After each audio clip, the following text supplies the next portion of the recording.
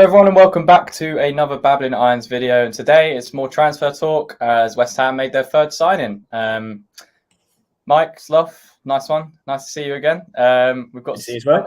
I guess you could say it's good news having another signing. Should we start with FLYNN Downes signing from Swansea for about 12 million, I think it was in the end, and just we'll kind of give an overall thought of that transfer and what he can actually bring to the club next season. Yeah, I'll go first this time, and I'll do a little shout for what Slough said in the previous one. But Slough said that really we need two midfielders regardless this window. One ideally, obviously, is going to be that kind of Mark Noble type. But ultimately, we need two because we can't necessarily entrust everything into the hands of, say, commentary. So, how I see it is FLYNN Downes is one of those types of signings. I know people have got quite excited about him, rightly so. West Ham lad, done very well at Swansea. He's taken a step up from League One to Championship pretty well. But then for me, that's kind of then where excitement stops, and then the sensible head comes in as to, well, what does he bring and what would he be for us? In my mind, when I see FLYNN Downes, I think I do see a good, tidy player. But it kind of harks back a bit to what we were saying last night. Having tidy players in midfield is great. Does that push us to where we want to go on certain things? I did the review for him today, watched over stuff and did a scout report, like our scout list. Will admit, guys, I found it in a little bit more than I normally would. But, been a long week with Valencia and all. He's very good in possession, but he's very safe in possession. And most people say, well, what's the problem in being safe? Then what I mean is in that he takes the easier options in which to rotate and to retain possession, as opposed to at times trying to push the limits and trying to break those lines. Now, he does it in his locker. I do think he's a good player, does have good passing. I think partly tactically, because of the way Swansea are, he's very safe option on the ball, which is good. But again, gives us that strength in midfield in terms of defensively. So yeah, I would say I don't see him as a starter. I see him as a player that comes in and progresses. I do think he will ultimately he will develop to be a better player than what he is now. He's only 23, so he's got plenty of time. But what I also see is that should he start, say, over Souček, whilst he brings maybe more assured passing and better retention, what I fear is we lose a player who he's not very strong aerially. He's only 5'8", so we do lose that from Souček. He's also not a goal scorer, so again we lose that. Yeah. When you actually look at Souček, as unconvincing as his passing can be at times, he is in that final third, which makes him a concern for opposition. Downes isn't that. So let's say, for instance, you start Downes over. Yes, he maybe releases Declan Rice, but Rice has less of that natural ability to ghost into the area that, say, Souček does. Yeah. So there are pluses and there are minuses. I don't personally see this as a club doing better than what we have at say for Souček, because I think that will be the next guy we'll talk about. But all in all, it's a good, positive signing. I know I've waffled on a bit, and I maybe didn't sound as positive as I could do, but I look at this as a very sound investment for our squad, as opposed to a sound investment for the first team. Yeah, I mean, if you kind of look at it on the other side of things, not in terms of quality, we've lost Mark Noble, who absolutely loved the club, knew exactly what it meant to play for the club, and we've basically replaced him with someone that loves the club as well, and is 23 and can play in that similar kind of position. So, Slough, I guess one for you. If Moyes was to kind of give Downes an opportunity next season, would you rather see him next to Rice or Souček if you kind of had to pick out the two? Because if he was to play next to Rice, I feel like there could be very... Like you mentioned there, Mike, Rice likes to get on the ball deep and drive with it. If you've got Downes in there, he's also another one that likes to drop in between the lines and, progress with the ball. So how would you balance that, Slough? I think he's he's probably going to have to play with either he's probably going to have to play with Souček more so. I think he's good cover, but I've seen people listing him as a starter for next season. That concerns me. He's a good player, and he's it's a really interesting thing when a club bring in a player who to replace them who is basically exactly the same but further down the line, and Swansea have replaced him with Joe Allen. And if you remember, for years and years and years there was talk that we were going to get Joe Allen and he was going to sit in that midfield. Now when Joe Allen was 25, that would have been a good signing. However, it's one of those ones where, well, Joe Allen's never really performed at the top level in a way that excites a team and pushes the team forward. I know he was great for Swansea, fantastic, but we very much saw the limitations that he had. And I know Liverpool fans liked him when he played because he's a likable guy and he keeps the ball well, but he's not gonna win you a game. And I think that's what we need to really understand with Downes, is that unless he's taking that step forward like Rice has done, and I'm not saying he has anywhere near the same ceiling as Rice, but if he's going to take that same sort of step forward and improve the forward aspect of his game, then I think he's almost going to have to realise that he's a cover player. And is he going to start next to someone? Well, it's probably going to be Souček, because I can see Rice getting rotated and rested more than Souček. But yeah, it's not an exciting one for me. It's one that I like because I think, oh, good solid player, boost the squad. He can't be worse than Kral, and yeah. He plays more than 3 games, then he can't be worse than Kral. I feel bad saying it, but you can't be worse than Kral. Like, let's. Yeah. So, in terms of using him in a starting place, I don't really see him as that kind of signing. I think he's going to be brought on after 75 minutes or 70 minutes to help shore us up. Yeah. But I mean, I guess it also gives Rice less burden, throughout the season, because last season, we had Noble and Kral as other options to both Souček and Rice. Actually, this applies to. We don't necessarily. Moyes definitely didn't trust rotating Kral in. We saw him a couple of times at Man U away, and he featured in Europa League and stuff like that. But we didn't really have anyone that could come in instead of Rice or Souček. We didn't have that option. So I guess looking at what you put together here, Mike, in terms of Flynn Downes as a player and what we can kind of expect from him, in the positives, we've got that homegrown status, as we mentioned, coming in for Noble. He's very combative when he's tackling, with good aggression, good defensively, and his timing in tackles. So from what you can kind of see here is he is a defensive midfielder.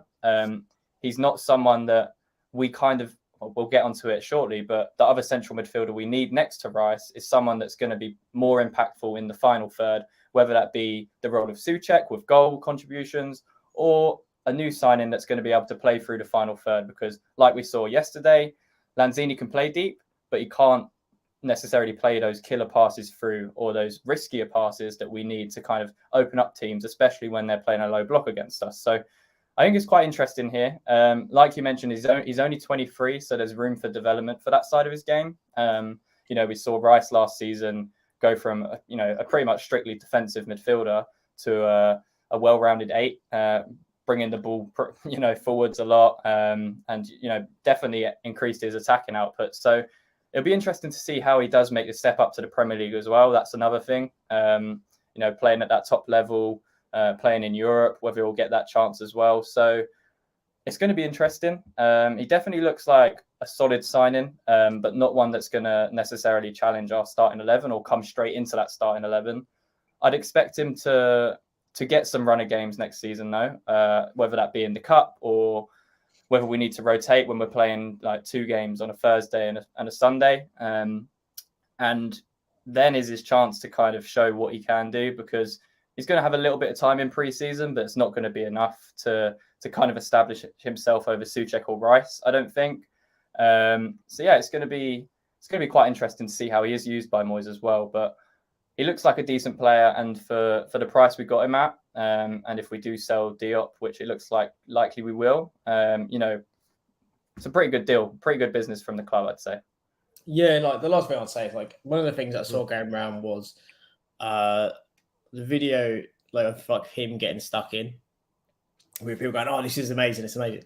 No, it is good, but particularly in that video, there's a particular incident that is cut very short, purposely, and that was when he got himself sent off against QPR.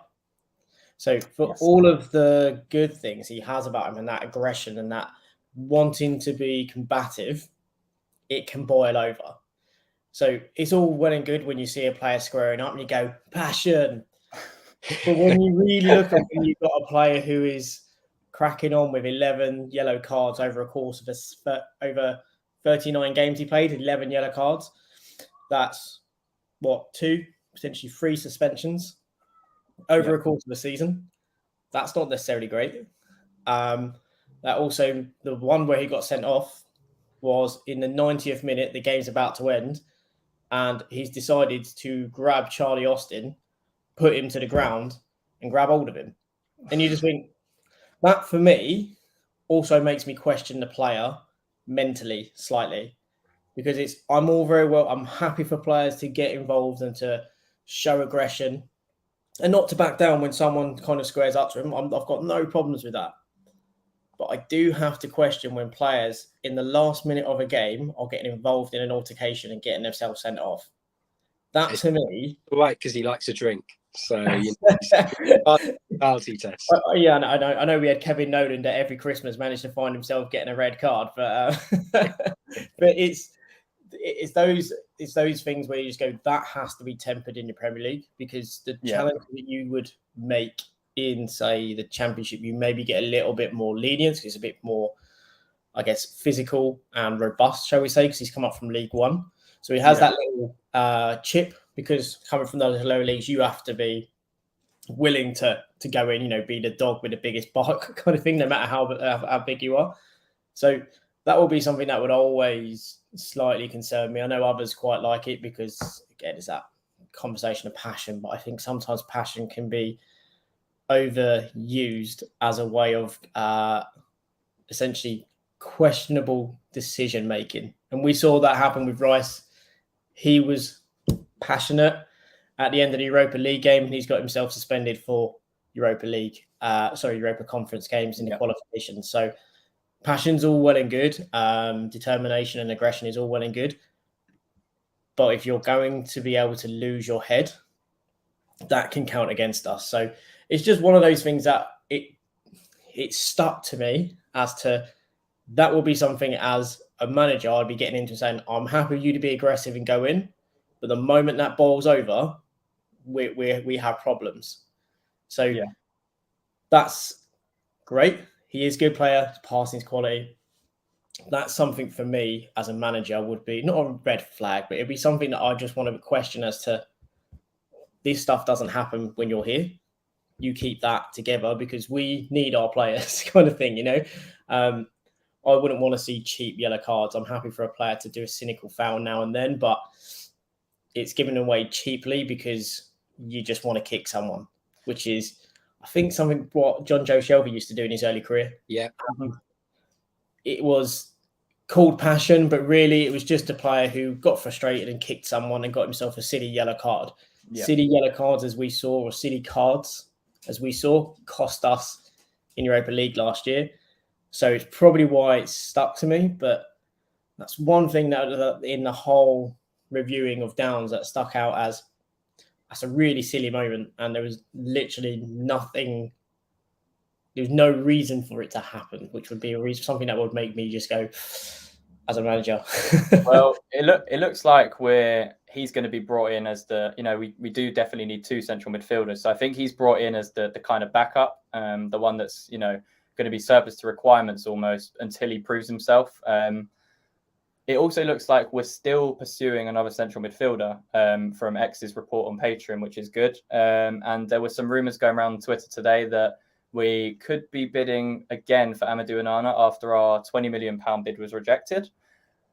Sloth, I know you weren't on the transfer show last week when we mentioned this and we were talking about Onana. So I'll let you kind of lead this one. But do you think, how much would you kind of go up to in terms of, because they're asking for like 60, 65 million, and what kind of player is he and how is he, you know, what would you value him? What would you be prepared to pay for him? I mean, I really like him as a player. Like, I think he is, people like to compare him to Souček, but he's a lot more box to box than Souček. He's a lot more athletic in terms of he's agile, and he travels across the pitch quicker than Souček. So he might not cover the same distance across the 90 minutes, but he'll give you a bit more intensity while covering the distance he does. He breaks up play really well with his long legs, and he has got everything that you want from a kind of centre mid going forward. But in terms of value, look, he's very, very raw. And I put out a list a long time ago about centre mids we should be looking at, who potentially bargains, and we all know with Lille's cash status, and you know, I was told by people, there's no issue. There's no issue with Lille's finances. It's like, no, there is, and there's potentially issues with their transfers as well.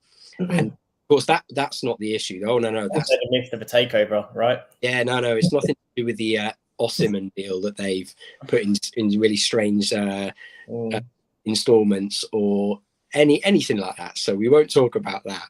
But look, if I was going to go to a price, I think it'd be about £35 million. But it's one of those things where I'd be willing to go up to that. But if we don't get him and Lille say, no, we want at least 40, I'd say, well, thank you very much. I'm going to go and bid for Sangare, or I'm going to go and put that money towards Kone from Borussia Mönchengladbach. And it's a really good statement that we're going back in and we're pushing forward, because I do think a lot of people are kind of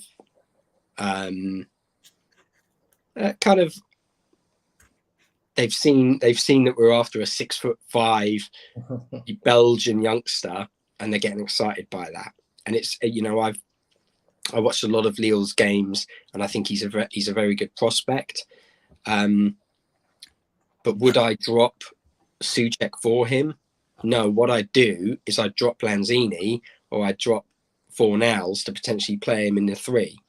And people like to say, well, Moyes isn't really a manager who plays a 3. Well, what's that role there for then? What's that role of Fornals, or what's that role of Lanzini there for? Because last year was a 3. He wasn't a 10. And even Moyes said he's more of an 8 now than a 10, because I think he saw that he wasn't as effective in that final third, but he's very good in knitting that play together in that piece. And only Palace, one of those games where he's a bit more of a 10, where he actually came from deep to connect. I think if you're a 10, you do what he did in that Palace, that first half against Palace is what you do as a 10. What he tends to do is more of an 8's role. Yeah. So yeah, for me, I'd be looking at that kind of role for him. He will get back, he will defend, and he'll give you a lung busting run to stick a tackle in. But I'm not gonna drop a defensive mid for him if we're looking to show up the defence. So that kind of £35 million mark is what I'd be looking to spend.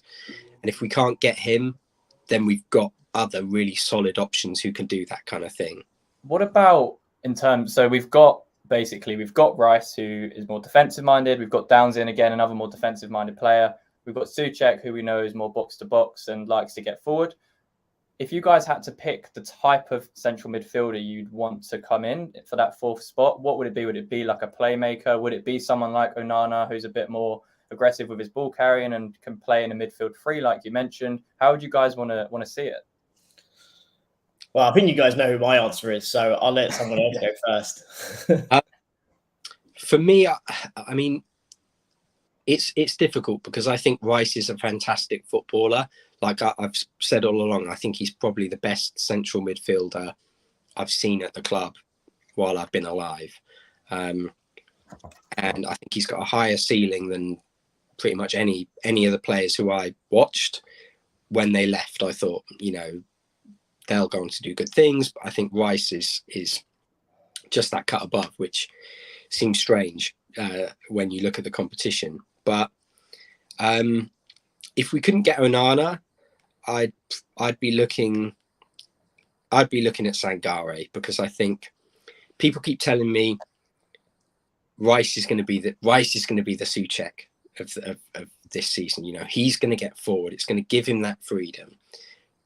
But I'm a bit worried. He's got a little bit of a reluctance to shoot, and you know, we've seen him get goals this season, and we've seen him show a bit more.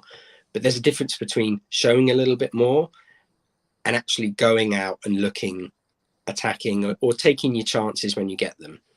And I think having someone like Sangare just to sit back, really anchor the midfield, will allow that freedom a lot more. But also having Rice's defensive instincts on top of him is just going to boost everything. It's going to give your centre backs more cover, and it's going to allow for your attackers to sit that bit further forward and have more freedom. So do you think it would kind of limit what we can do offensively though? So say we took out a Fornals or a Lanzini from that middle role, and we played a midfield of, say, Rice, Souček, and Sonagre or Onana. Do you think we're going to lose a bit of creativity and it could become a bit difficult to break teams down, or would it have the opposite effect?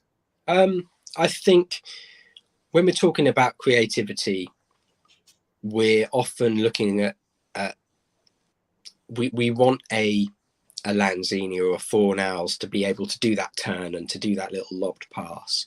What we're ignoring is we've got players like Benrahma who can do that. We've got players like Antonio who can suddenly turn and run at centre backs. But creativity isn't just the thing that makes you chances. Winning a flick on for Antonio to sprint onto, or creating space by just out muscling someone, can also be that chance creating opportunity. And I don't think we lose anything in terms of ability if we play that three. It's a bit easier if you have someone like Onana, who's maybe a little bit more athletic. However, if you put someone like Kone in there, who is really athletic, box to box, and likes to try little passes, then you're completely fine. It's just that case of what works, because we're going to have a lot of pace, a lot more pace at the back with Aguerd.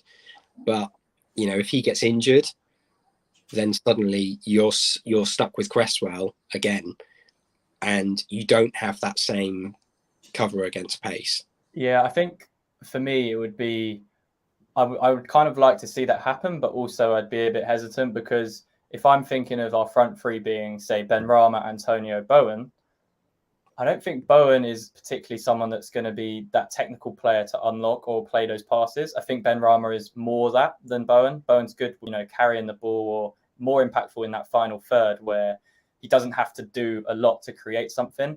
Similar with Antonio. So if we had a midfield three of, say, a Rice, Sonagre, Souček, I don't necessarily see where that link comes from, where a Fornals playing in that 8 could do.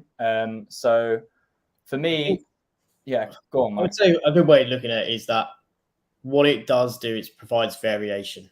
So dependent on the teams that we play means we have a good piece of variation. So let's say, for argument's sake, the game against Man City, having that technical player who can make one of those passes is great, who can hold the ball.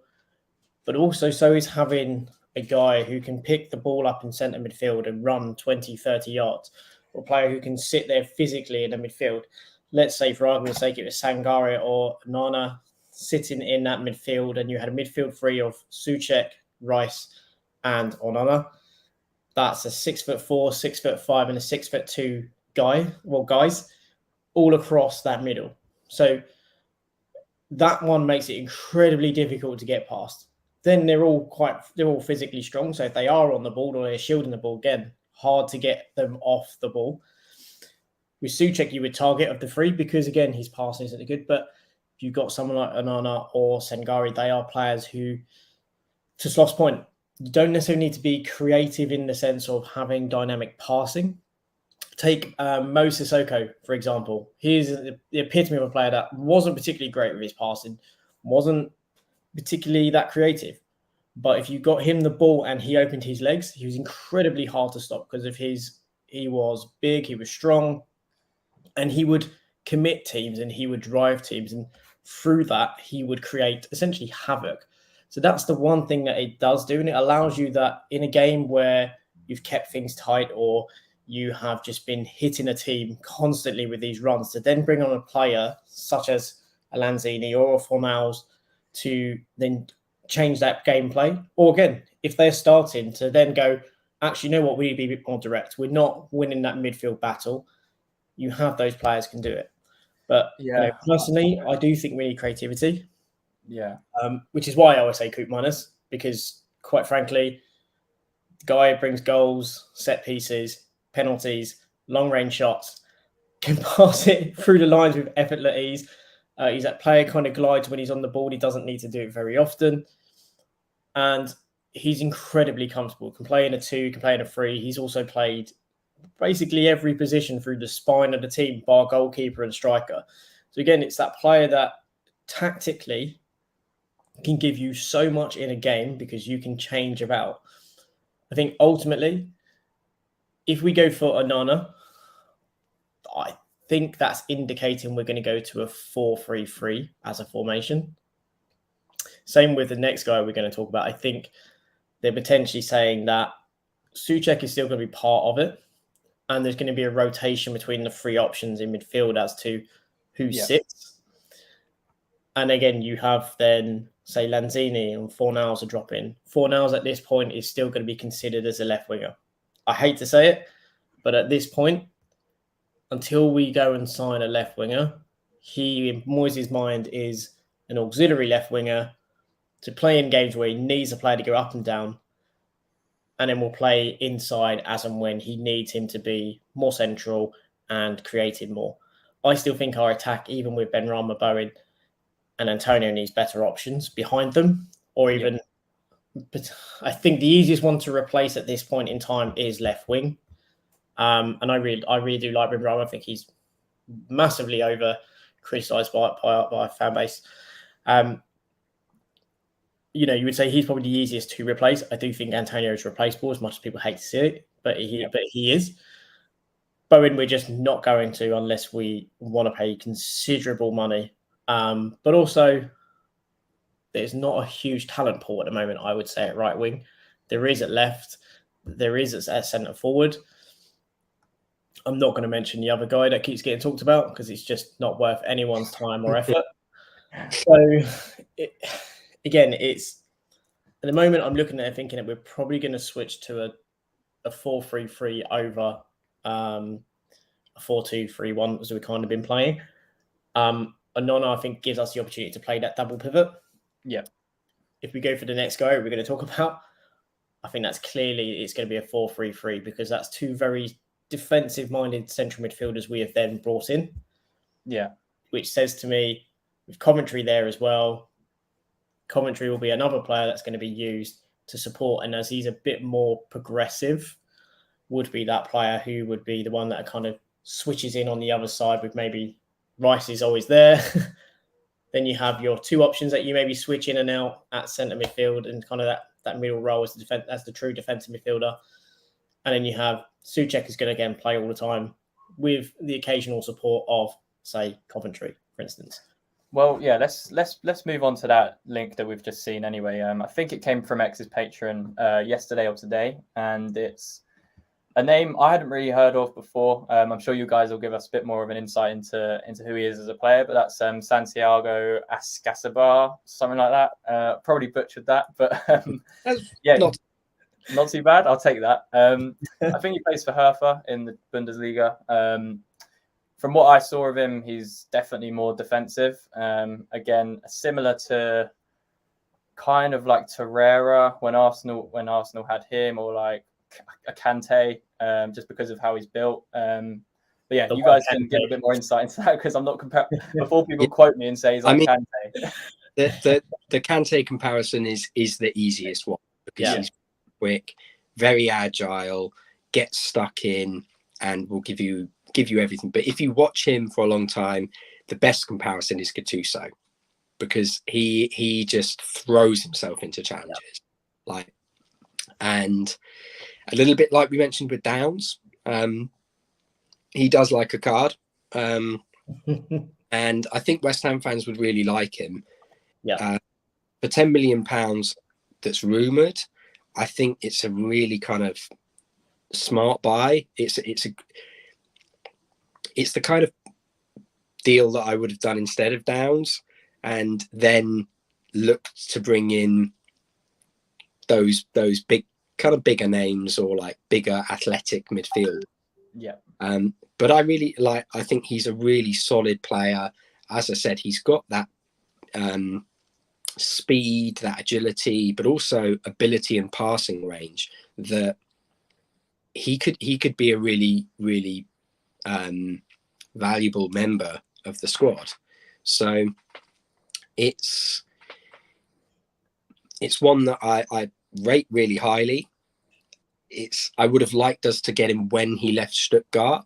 I know we were linked with him at the time, and Hitzelsberger had literally just taken a role at Stuttgart when all these links first came about. It would have been perfect, but I don't think we had the budget, or there was some excuse basically. But he's now 25. He's got a few more games under his belt, and while we've mentioned those younger players, I think ASCACIBAR's he's got games under his belt, and you know what you're going to get from him. He's already quite refined, and to be honest, I think he could easily be playing for a better team. Hertha are a very strange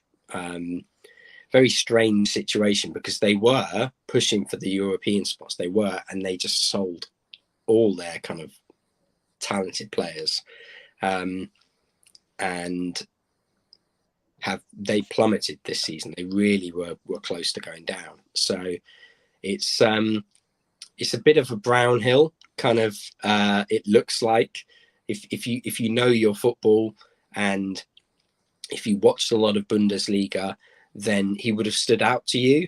And that's what kind of people are telling me about Brownhill. Personally, don't see it to the same degree, but it's that kind of signing where people who watch him will tell you fantastic, even though he is part of that team that's very close to relegation.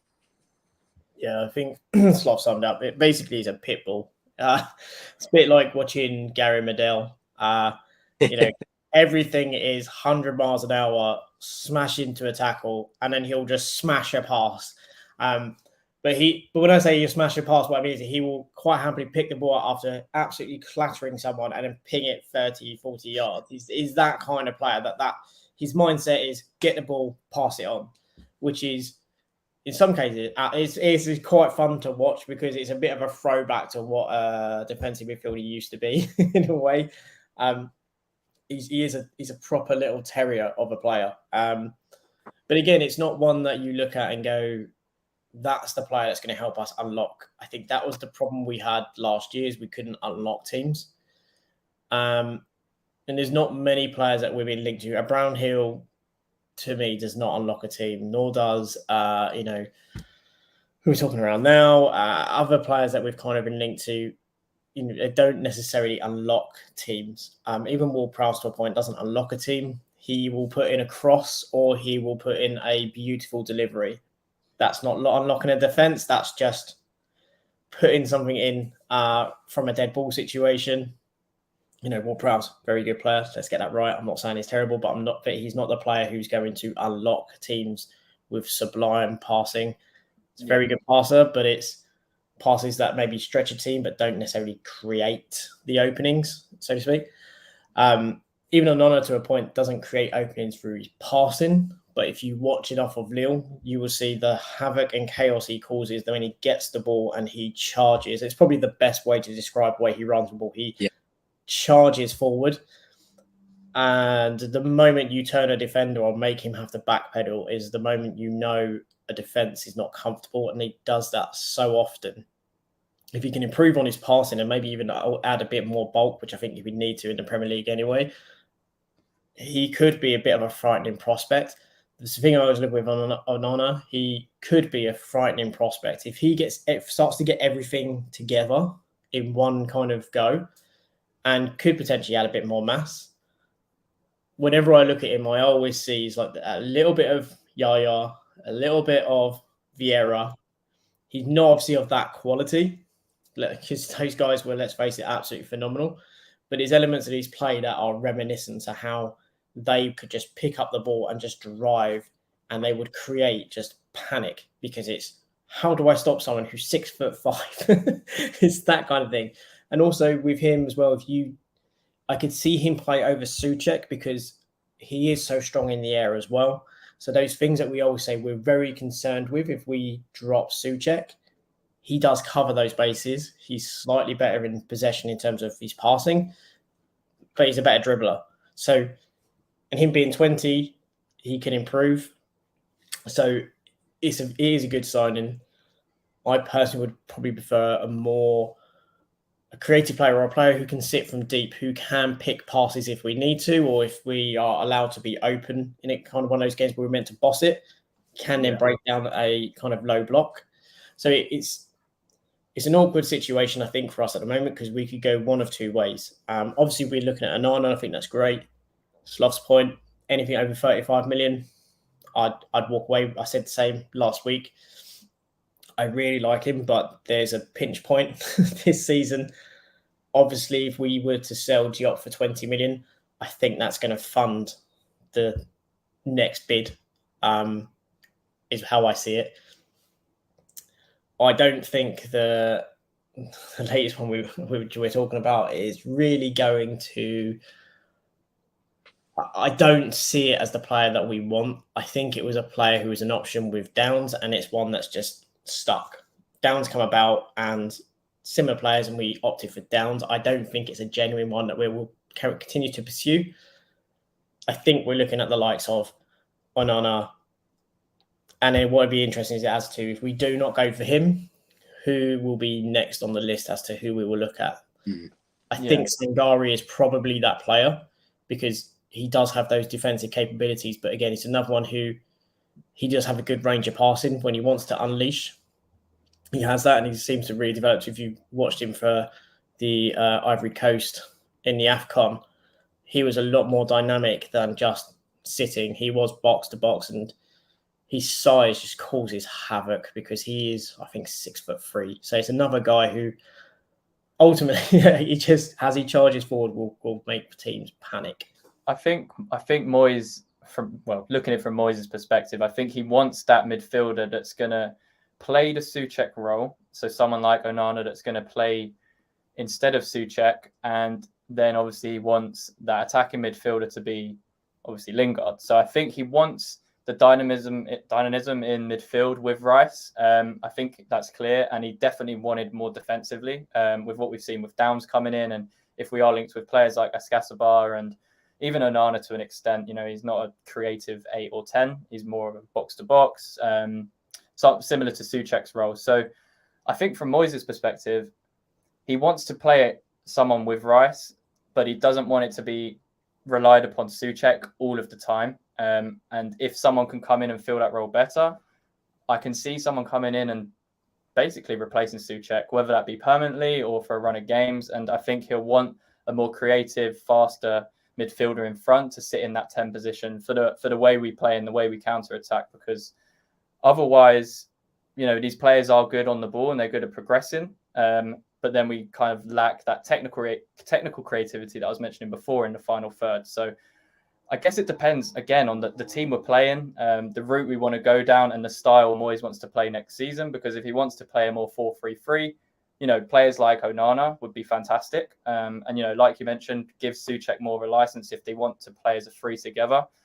But if we want to stick with that counter-attacking, and, you know, he obviously likes Lingard because he was finishing, you know, he was creating things for himself, but he also had the end product, which we often lack in that middle. You know, if Fornals plays in there, we can't rely upon him to give us 10 goals. He's not that sort of player. He's more of a, like we mentioned, he's more of an 8. He's more of a deeper lying playmaker that can play those balls through to the likes of Lingard and Bowen. So I think it's interesting. I think these links are interesting. I think it's important to see what position we sign next.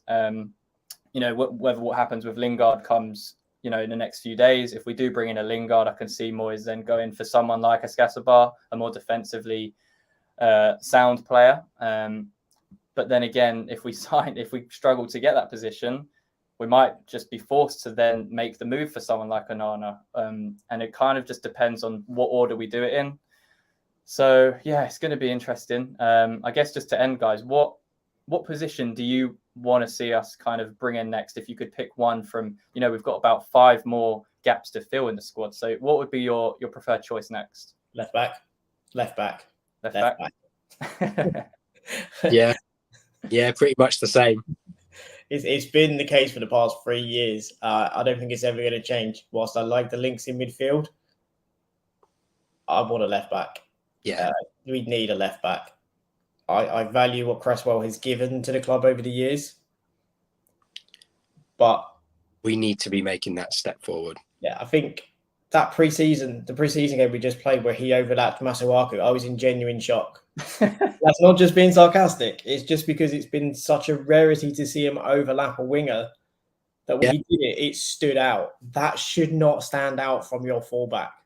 So that's one of the reasons why, again, I look at a left back and go, get that. This whole conversation we're having about what type of midfielder matters kind of doesn't matter, because all of a sudden, if you can play a free in midfield, that midfield spreads across. Your fullbacks push forward.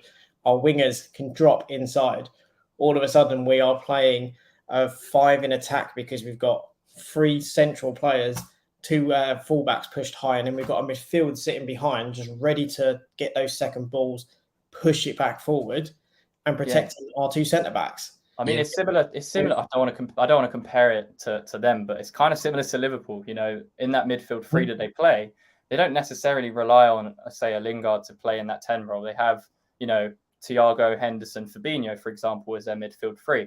None of them necessarily are going to pick up the ball in that 10 role and produce things like an Odegaard or a Lanzini or someone of that kind of type. But then you see the impact of their fullbacks and what their wingers then do. And I think that's interesting. I think that's definitely a good point. So yeah, fullback, I think we can all agree left back is the next step we definitely need to take. Because Masuaku can't be relied upon for backup anyway. And, you know, we can't rely on Cresswell to play every game again next season because he's, 30, 31 now as well? He's 32 in his last year of his contract. Exactly. So we need to be looking towards bringing in a player, not just to be backup, but to you know, breed into that first team and, you know, be a regular starter for the next few years. So, yeah, it's going to be interesting. Again, we keep saying it every week, but it is genuinely interesting to see how this is going to pan out. I think, again, Craig, you know, we've probably sounded a bit like downers today. It's not that we're negative. We're just trying to be a bit measured in our view on it. But, you know, Downs is a good signing. It's reason to be excited. We're seeing basically one of us signing for our football club. And that's always great to see. It's a great story. And I think he will do good for us next year, you know. we are making positive steps in the transfer market. Again, by looking at Onana, we are looking to push forward with Broja. All of these things are very positive, even though we're maybe not infused and as maybe as animated as we were with Aguerd. It's still really positive. Things are great at the moment. We had a good preseason game, regardless of a player missing from 5 yards. It was a good preseason game. And, I hope he scores the next game now. Yeah, exactly. We're having it, and we're playing progressive in the market, and we're doing things early. So, whilst we'd maybe not sounded as infused as we possibly could be, or as people maybe think we should be, we are happy. Things are going very well. Yeah. We're just trying to measure our own ahead of ourselves. Yeah. Exactly. Yeah. I mean, yeah, I think that sums it up pretty well. It's important to remember we've made 3 very solid signings, and compare that to when we first moved to London Stadium. The signings we were making back then, there's a big difference. We got to remember that we've got European football to come. Lots of excitement, a lot of excitement at the club, and it seems like there's a different transfer approach this year, which is good in general, with the odd exception here and there, but it's good, yeah. And the signing of Downes, really good signing. You could see from the videos in his announcement, he was absolutely buzzing. He was like, it was a dream for him. So it's very important. If it was Real Madrid, it wouldn't matter. I would have still signed. I'd like to see if that would have happened, but you got to love the sentiment. Exactly. But yeah, we'll see how things go next week anyway. We'll see if another bid goes in for Onana. We'll see if we go for a different player and if we address the left back. And yeah, one to keep an eye on for next week would definitely be Broja. He hasn't travelled with Chelsea, and it looks like Moyes having him as his top target. It looks like we're kind of ready to pursue that and kind of pay what it takes to bring him in, which is really good to see as well. The manager getting the backing that he definitely deserved after the past couple of years. So yeah, we'll see how it goes. As always, thank you very much for tuning in, guys. Really appreciate the support. If you haven't followed us over on Twitter, you can do @BabblingIrons. Hopefully by the next time we do a video, we'll have a new branding as well. We got that going. We're taking this serious now. We're getting pretty big time. Wonderful. Yeah. But yeah, thanks for tuning in, guys. We'll be back tomorrow with the Twitter all-time XI that you guys chose, and we'll be showing you our squad in comparison. So that'll be a really interesting watch. So make sure to tune into that. Subscribe if you haven't already. Leave a like on the video, and until next time. Come on, you Irons.